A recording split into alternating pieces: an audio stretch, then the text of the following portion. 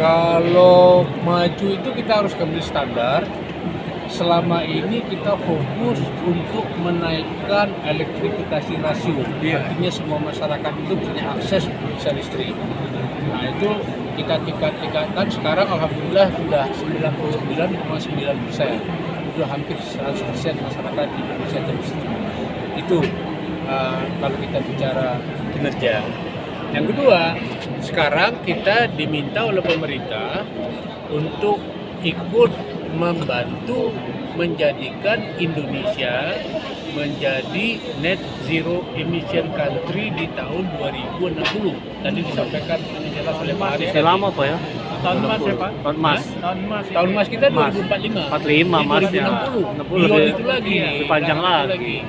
Nah jadi sekarang kita saat ini berupaya menyusun program bagaimana di sektor kelistrikan bisa membantu pemerintah mencapai tujuan tersebut. Nah, tadi disampaikan oleh Pak Haris juga bahwa selama ini kita lebih banyak memakai batu bara misalnya sebagai pembangkit listrik kita. Ke depan itu dirubah menjadi energi bersih, energi baru dan terbarukan. Nah, itu yang disampaikan. Seperti apa Pak contohnya Pak? Hah? Energinya apa itu Pak yang bersih itu Pak? Nah, energi baru terbarukan Panas bumi itu kali, Pak, ya? misalnya air, itu energi bersih kan tidak ada pencemaran udara. Kalau batu bara kan banyak emisinya, ada karbon monoksida, ada sulfur, ada macam-macam lah. Emisi-emisi yang merusak itu loh, yang merusak, menaikkan temperatur bumi itu loh. Iya, polusi udara. Kalau pakai air kan enggak, Hidro ya Pak ya? karena nggak ada pembakaran.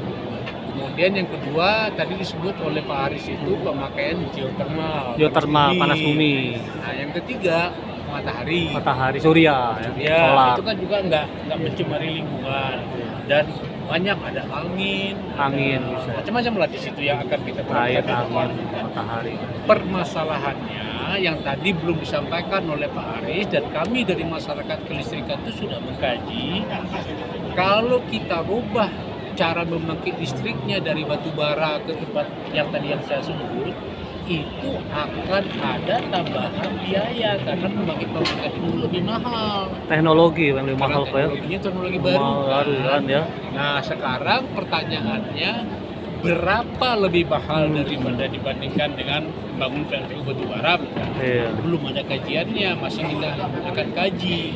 Nah yang kedua, setelah tahu berapa biaya tambahannya itu, siapa yang mau nanggung?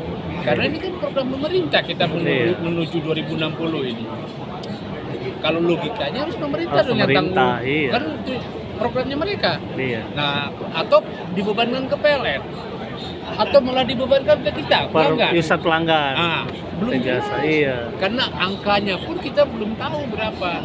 Itu yang jadi tanda tanya besar pertama kita ke depan.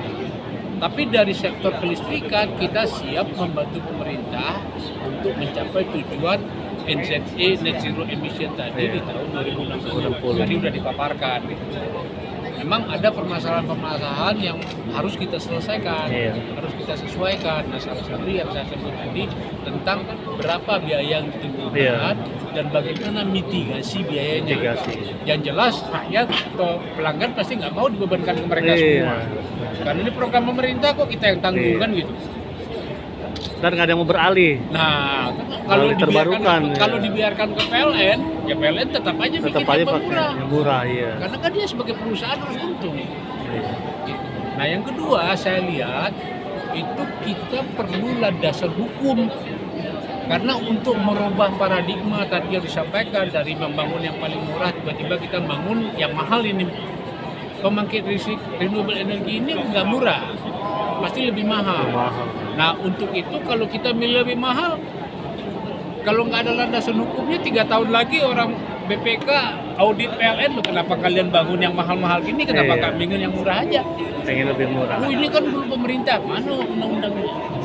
Nah ini kita perlukan. Dasar hukum ya. Nah ini sebenarnya